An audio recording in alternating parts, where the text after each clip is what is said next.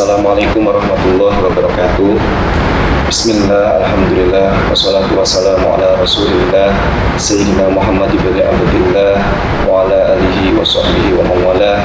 La hawla wa la quwwata illa billah. Asyhadu an la ilaha illallah wahdahu la syarika lah, wa asyhadu anna Muhammadan abduhu wa rasuluh la nabiyya ba'dah. Allahumma shalli ala Sayyidina Muhammad wa ala alihi wa sahbihi ajma'in. Hadirin yang dirahmati oleh Allah, alhamdulillah, puji syukur kita panjatkan kepada Allah Subhanahu wa taala yang mana pada kesempatan bulan Ramadan yang sangat mulia ini kita masih diberikan nikmat sehat, baik itu nikmat sehat jasmani maupun rohani, sehingga kita dapat meningkatkan ketakwaan kita, sehingga kita dapat beribadah, baik itu berupa puasa, sholat, qiraatul Quran dan lain sebagainya dengan sebaik-baiknya. Salawat serta salam tidak lupa kita haturkan, kita curahkan kepada junjungan kita Nabi Agung Nabi Muhammad sallallahu alaihi wasallam biqauli Allahumma shalli ala sayyidina Muhammad wa ala ali sayyidina Muhammad. Dan semoga kelak di yaumil qiyamah kita diakui sebagai umat beliau dan mendapatkan syafaatnya, amin ya rabbal alamin.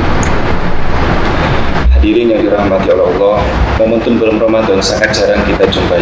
Kita harus menunggu setidaknya kurang lebih 365 hari atau dalam jangka waktu 1 tahun agar dapat menjumpai bulan yang sangat mulia ini. Bulan Ramadan adalah ladang bagi kita untuk mencari pahala sebanyak-banyaknya. Maka dari itu, penting sekali bagi kita untuk meningkatkan kualitas ibadah pada bulan Ramadan. Sebelum kita bahas panjang lebar terkait bagaimana cara meningkatkan kualitas ibadah pada bulan Ramadan, kita harus tahu definisi dari ibadah itu sendiri.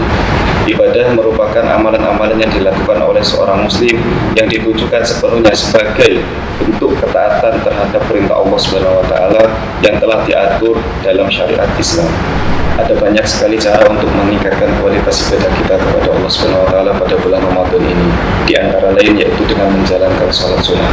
Yang sama-sama kita ketahui, di bulan Ramadan ini ada sholat sunnah yang dilakukan mulai dari malam pertama hingga malam terakhir bulan Ramadan. Yang mana sholat sunnah ini tidak dilaksanakan pada malam-malam selain malam bulan Ramadan, yaitu sholat sunnah tarawih. Sholat sunnah tarawih adalah sholat sunnah yang dilaksanakan setelah sholat isya selama bulan Ramadan. Sholat sunnah ini merupakan kesempatan bagi kita untuk meraih pahala yang berlipat ganda dan juga mendekatkan diri kepada Allah Subhanahu wa taala. Dalam kitab Durratun Nasihin dijelaskan secara lengkap mengenai keutamaan sholat tarawih mulai dari awal bulan Ramadan hingga bulan Ramadan berakhir. Di sini saya akan menjelaskan keutamaan sholat tarawih pada malam ke-15. Wa fi lailatul khamisata asyar tusalli alaihi malaikatu wa hamalatul arsy wal kursi. Pada malam ke-15, para malaikat-malaikat penyangga arsy dan para malaikat penjaga kursi kerajaan langit akan memintakan ampun bagi orang yang melaksanakan sholat tarawih. Maka dari itu, walaupun sholat tarawih ini adalah sholat sunnah, akan tetapi jika kita laksanakan akan memberikan keutamaan yang sangat luar biasa bagi yang melaksanakannya.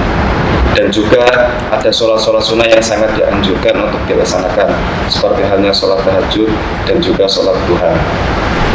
Keutamaan sholat tahajud telah tertera dalam surat Al-Isra ayat 79. Bismillahirrahmanirrahim. Wa minal laili fatahajjat bihi nafilatan lak asa ayyab'atsaka rabbuka maqaman mahmuda. Pada sebagian malam, lakukanlah sholat tahajud sebagai suatu ibadah tambahan bagimu. Mudah-mudahan Tuhanmu akan menempatkanmu ke tempat yang terpuji. Kemudian ada juga sholat duha. Bagi kita yang melaksanakan sholat duha secara istiqomah, maka insya Allah akan melancarkan, Allah akan menjamin rezeki kita, dan juga Allah akan memberikan rezeki dari arah yang tidak terduga, min haitsu la yahtasib. Yang kedua, untuk meningkatkan kualitas ibadah kita pada bulan Ramadan, kita dituntut untuk memperbanyak membaca Al-Quran. Karena salah satu amalan yang sangat dianjurkan selama bulan Ramadan yaitu membaca Al-Quran dan juga memahami maknanya. Di bulan Ramadan yang penuh berkah ini, setiap huruf, setiap ayat, setiap juz yang kita baca itu nanti pahalanya akan dilipat gandakan oleh Allah Subhanahu wa taala. Rasulullah Shallallahu alaihi wasallam sendiri sangat menganjurkan atau mendorong kepada kita umatnya untuk membaca Al-Quran terlebih pada bulan Ramadan ini.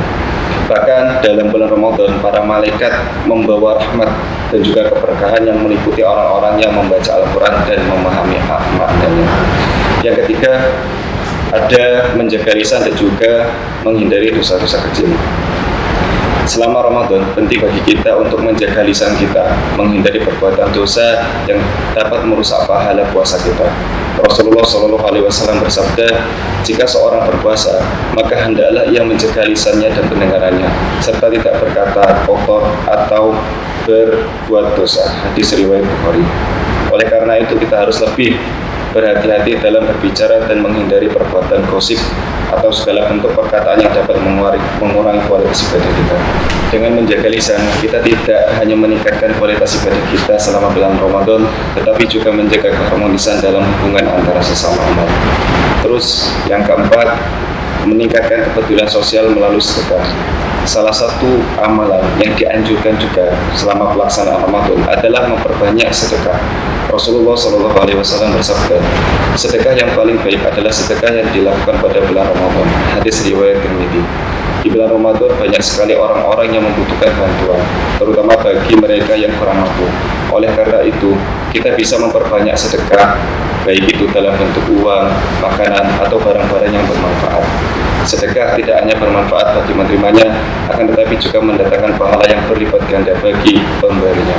Kita bisa melakukan berbagai bentuk sedekah, mulai dari memberikan makanan, berbuka kepada orang yang membutuhkan, atau menyalurkan bantuan ke panti asuhan dan lain sebagainya. Yang kelima, mengatur waktu dengan sebaik-baiknya. Mengatur waktu dengan baik selama bulan Ramadan juga sangat penting untuk meningkatkan kualitas ibadah kita. Karena pada bulan Ramadan, kegiatan kita sangat padat sekali, mulai dari bekerja, puasa, membaca Al-Quran, dan lain sebagainya. Dalam suatu istilah disebutkan bahwasanya al-waktu kasayf in lam taqta'ahu qata'aka. Waktu itu adalah pedang. Apabila kamu tidak bisa menggunakan pedang itu dengan sebaik-baiknya, maka pedang itu akan melukai dirimu. Sama halnya diibaratkan dengan waktu. Apabila kita tidak bisa menggunakan waktu dengan sebaik-baiknya, maka kita akan merasa rugi dan juga menyesal. Dari penyesalan itu akan timbul rasa sakit yang luar biasa. Mungkin itu saja yang dapat saya sampaikan. Apabila kurang lebihnya saya minta maaf.